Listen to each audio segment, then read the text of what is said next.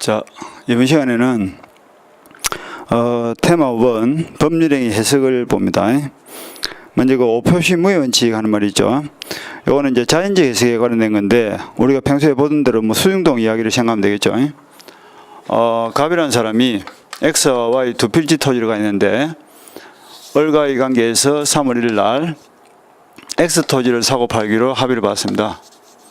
그런데 계약서에는 깜빡해서 Y 토지를 잘못 적어버렸고 등기가 넘어갈 때도 Y 토지가 잘못 넘어간 거예요.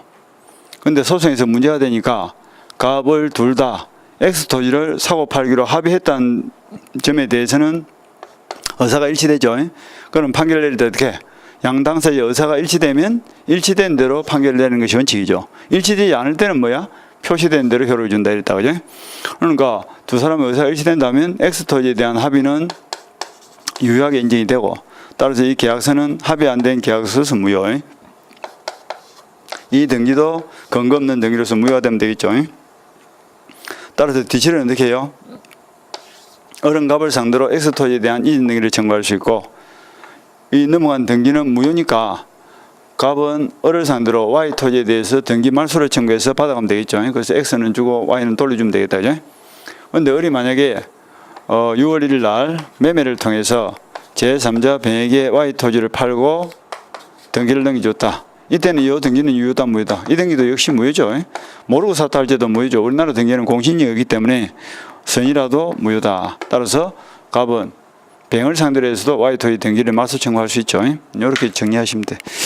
자, 1번 갑 소유 X 토지를 을에게 매도하는 계약을 체결하면서 지분의 착오를 일으켜서 계약서상 인접한 Y 토지로 매매를 한 경우에 매매 계약은 X 토지에 관하여 성립한다. 그 다음에 양가로 2번 갑과 을 사이의 착오를 이유로 취소할 수는 없다. 착오는 없죠. 그죠? X 토지에 대한 합의가 됐다는 것은 둘 다 X 토지를 사고 팔기로 의사를 결정했고 X 토지를 사고 팔기로 표시를 했으니까 의사와 표시가 일치되죠. 따라서 착오의 문제는 발생하지 않습니다. 그 다음에 3번 만일 계약서상의 표시대로 Y 토지에 대해서 을에게 이전 등기가 격려되었다면 그 등기는 원인 없는 등기로서 무효죠. 그 다음 위 3번의 경우에 을은 갑에게 Y 토지에 대해서 말소 등기를 X 토지에 대해서는 이전 등기를 각각 청구할 수 있겠다. 그죠? 그 다음에 그와 같은 등기 청구권을 갑도 을에 대해서 행사할 수 있다. 그러니까 갑은 을에 대해서 Y 토지에 대한 말소 등기를 청구할 수 있고 을은 갑에 대해서 X 토지에 대한 이전 등기를 청구하면 되겠죠. 그 다음 5번 위 3번의 경우에 등기를 신뢰한 선의 병이 을로부터 Y 토지를 매수하여 이전 등기를 하였더라도 소유권을 취득할 수 없다.